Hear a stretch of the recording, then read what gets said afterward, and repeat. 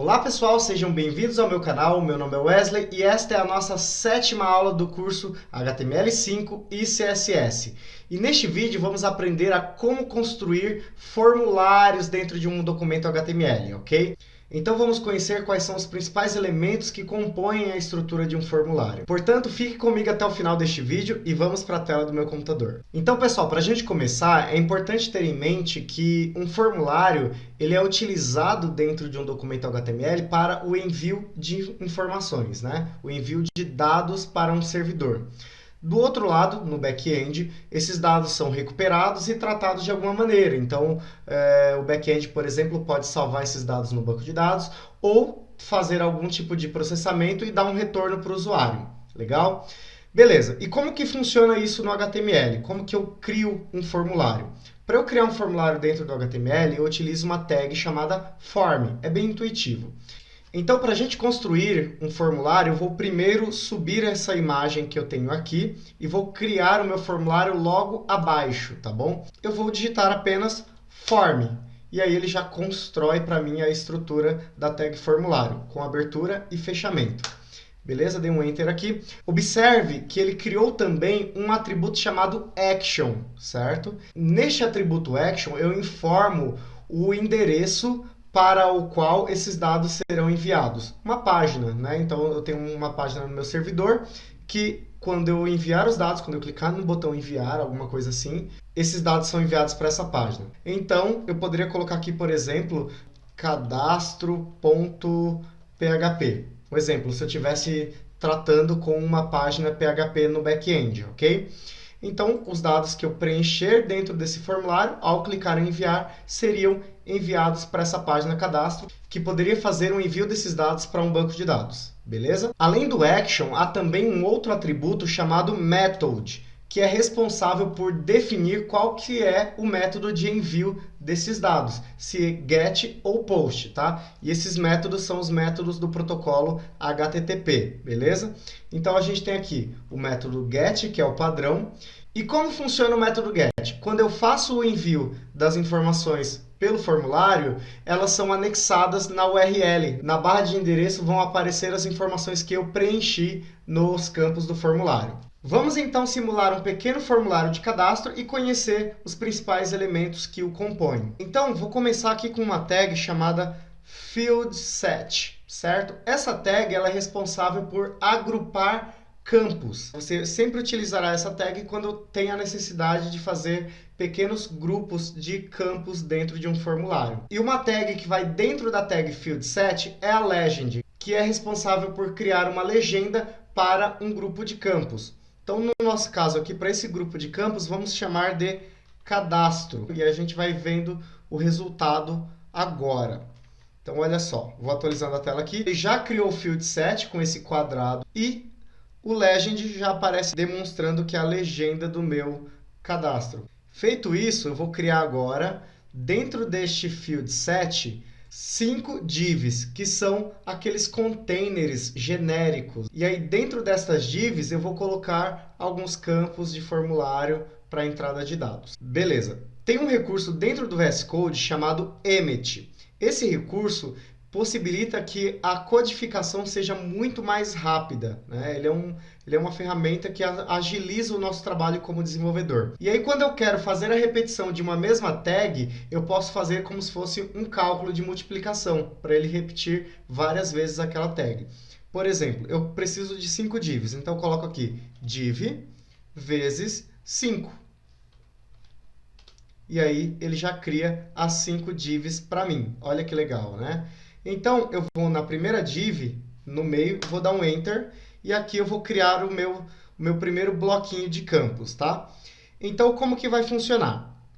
Eu vou criar um campo para o usuário informar o nome dele, legal? Mas para isso, eu preciso dar um rótulo para o usuário saber que ele tem que informar o nome dele. E este rótulo se chama label, então basta digitar o comando label, espaço for, e aqui fechar a tag label. O que acontece? Por que esse for? Já vamos explicá-lo, tá? Aqui na tag, eu vou colocar qual será o rótulo. Bom, eu quero que o usuário digite o nome dele, então vou colocar aqui nome. E Abaixo, eu vou criar uma tag chamada input. Essa tag input é responsável pela inserção de dados, ok? Então, eu coloco aqui input, pressiono Enter. Por padrão, ele já coloca para mim o tipo de dados que eu quero inserir. No caso aqui, ele coloca que é texto, tá? Mas eu tenho muitos outros tipos. Eu poderia colocar números, e-mail, data e muitos outros, ok? Legal. Galera, é o seguinte. O atributo for, ele faz um vínculo entre a tag label e a tag input. E como que esse vínculo ocorre? Se dá por meio de um atributo chamado ID, que eu coloco dentro do input. Então, olha só, eu vou colocar uma identificação para este campo e vou vincular com a tag label por meio do atributo for. E este ID vai se chamar nome, legal? Justamente para facilitar a identificação. Coloquei aqui o ID nome e o for aponta para quem? Para o ID nome. O for, ele sempre vai apontar para o ID do campo, ok? Então, no caso aqui, como o meu ID se chama nome, ele apontou para nome, beleza? E então, vamos ver como isso funciona na prática. Olha só, então vou atualizar a tela aqui, e aqui já aparece para mim, ó, o campo nome, vou dar um zoom aqui para vocês verem. Aqui eu tenho o meu campo nome, a minha label, e o campo. Então, se eu clicar na palavra nome, ele vai ficar piscando aqui o campo. Olha só. Cliquei e ele automaticamente selecionou o campo de texto e está piscando lá, graças a este vínculo que se dá pelo ID com o for. Ok? É importante saber uma coisa. O ID, ele é único, né? O próprio nome já diz, né? Ele é uma identificação única. Então, eu não posso ter IDs repetidos. Se eu determinei que este campo de texto se chama nome, eu não posso colocar para outro campo de texto o mesmo ID. Esta, então, é uma premissa do HTML onde os IDs não podem ser repetidos. Os IDs podem ser utilizados em outros locais também, como o CSS e o próprio JavaScript, quando for necessário manipular os elementos. Legal, vamos então para a segunda div da nossa estrutura de formulário. Então, dei um Enter aqui na próxima div, e aqui dentro eu vou construir uma label e vou construir uma tag chamada select, que é quando eu tenho a necessidade de selecionar uma opção dentro de uma lista de opções. Então, primeiro eu vou criar a minha label aqui, ok? Esta label vou chamá-la de curso e vou criar a tag select, que é para eu poder selecionar as opções. Dentro dessa tag select, vou dar um Enter aqui dentro, eu vou ter uma outra tag chamada option, que são as opções de fato, ok? Então, a primeira opção vai ser assim: escolha um curso. Essa opção, ela já tem que vir selecionada, né? Quando eu já mostrar no formulário, eu já tenho que exibir essa opção. Então, como que eu faço isso? Adiciono um atributo chamado selected, ok? Este atributo não tem valor, é apenas isso mesmo. Então, se eu salvar aqui e atualizar lá, olha só, ele vai mostrar aqui curso já com uma opção selecionada, que é escolha um curso. Beleza, vamos continuar. A outra opção, vai ser a outra option, vai ser o nome de um curso de fato. Então, eu vou chamar esse curso de desenvolvimento web. E a próxima opção, vou chamá-la de desenvolvimento front-end. Desenvolvimento front-end. Beleza. Atualizando, eu tenho lá a primeira opção já selecionada, graças àquele selected, que é escolha um curso, e quando eu vejo, tenho as outras opções, desenvolvimento web e desenvolvimento front-end. Beleza, vamos voltar lá. O nome deste select, tá vendo que ele tem um atributo chamado name? O nome deste select vai ser curso, e ele vai carregar junto dele o valor que eu selecionar.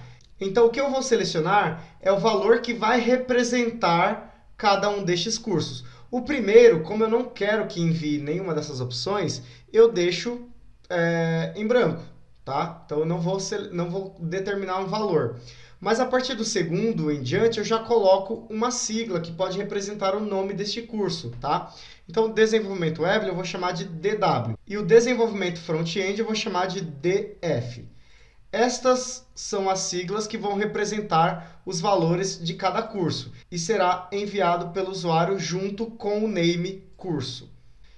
Então, o usuário selecionou o curso Desenvolvedor Front-End. E aí, quando ele clicar em enviar, vai aparecer o atributo name contendo a palavra curso e o valor DF selecionados. Vou colocar aqui também o ID deste select e vou chamar também de curso, certo? Uma coisa importante, eu posso ter o ID com o mesmo nome do atributo name, beleza? Não tem problema. O que não pode é ter dois IDs com o mesmo nome. Mas por que eu coloquei o ID curso? Justamente para vincular ele aqui com a minha label. Então, coloco aqui curso também. Aí o ID curso está vinculado com a label curso.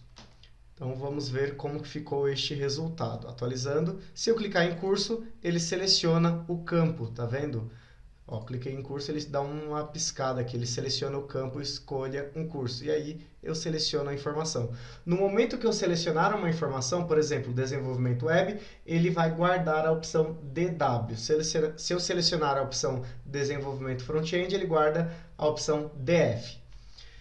Beleza, voltando então, vamos para a próxima div, a terceira div do nosso código, do nosso formulário.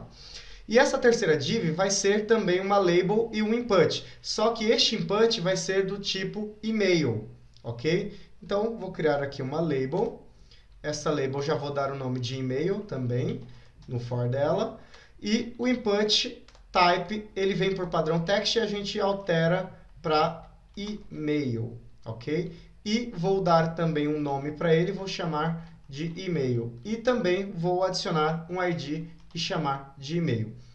Beleza? Só voltando aqui, lá no primeiro input, eu dei um ID e também faltou colocar aqui um atributo name, chamado de nome também, ok? Um detalhe, a ordem dos atributos não tem interferência direta aqui, ok? Fechado, vamos para a quarta div. Então, já fizemos a primeira, fizemos a segunda, fizemos a terceira e vamos para a quarta div. Vou criar uma label, vou chamá-la de título, ok? E um input também chamado de título. Esse input vai ser type text mesmo, ok? Então, o ID dele vai ser título, sem acento, e o name também será título, ok? Beleza, galera, já fechamos aí as 4 divs, vamos para a nossa última div. Essa última div, ela também vai conter uma label, ok? E eu vou chamar essa label de mensagem. Então, eu vou colocar aqui o título dela, o nome dela de mensagem.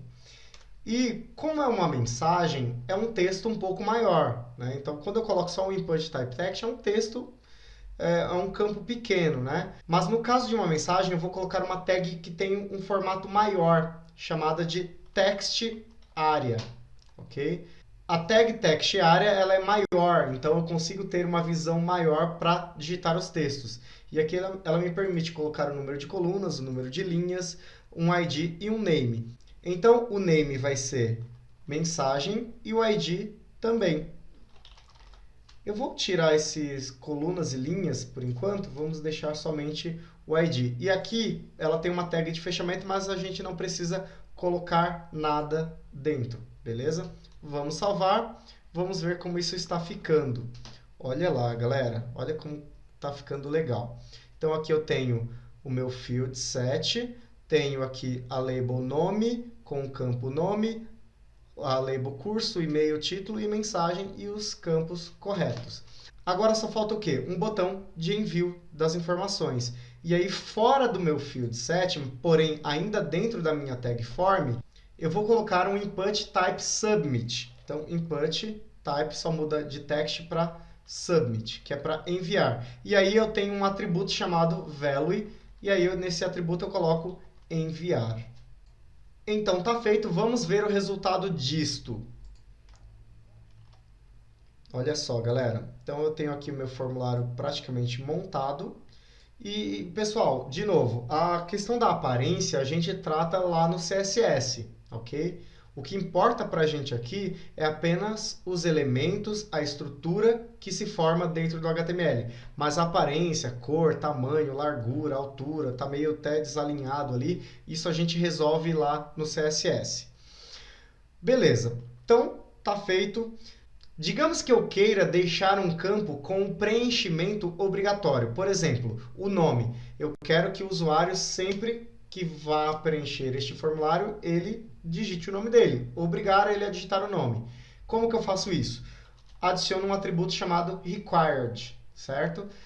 No campo de input. Então, coloquei aqui no campo de nome, deixei required e vou lá atualizar. Aparentemente não mudou nada. E aí eu vou deixar, só para fazer um teste, vou deixar o campo nome em branco. Vou selecionar aqui desenvolvimento web, vou preencher um e-mail aqui, colocar um título teste e uma mensagem de teste. Vou clicar em enviar. No momento que eu clico em enviar, ele fala, olha, preencha este campo. E ele fica piscando dentro do campo nome, né? Então, dizendo que este campo é de preenchimento obrigatório. Há outros recursos de validação que são interessantes. Então, vamos verificar o campo e-mail. Eu só vou colocar aqui, olha só, estava errado, é name. Legal, então o que eu vou colocar aqui nesse campo e-mail? Vou acrescentar aqui também o required, ok? Então, salvei, vou atualizar a tela aqui, vou preencher o nome, vou selecionar um curso, vou deixar o e-mail em branco, vou preencher um título aqui qualquer, e vou colocar uma mensagem de teste. Beleza, vou clicar agora no botão enviar. E ele me fala, olha, preencha este campo, por causa do required. Só que ele é um e-mail, então eu vou colocar somente aqui, teste. Eu não vou colocar o final, arroba, tudo mais. Enviar. Ele me fala, olha, inclua um arroba no endereço de e-mail. Tá vendo? Inclua um arroba no endereço de e-mail. Teste está com um arroba faltando. E aí eu vou colocar o arroba. Será que é o suficiente? Vou clicar em enviar de novo. Ele ainda fala, olha, insira uma parte depois de arroba. Teste arroba está incompleto. Então, ele me obriga a informar alguma coisa depois do arroba. É uma validação segura? Não, mas já melhora, né? Então, se pega um usuário muito leigo, a gente já consegue resolver aí com essas informações. Se for um usuário um pouco mais avançado, ele poderia simplesmente colocar aqui teste arroba teste sem colocar o .com ou .br, alguma coisa assim, e tentar enviar mesmo assim, pois ele já vai aceitar, né?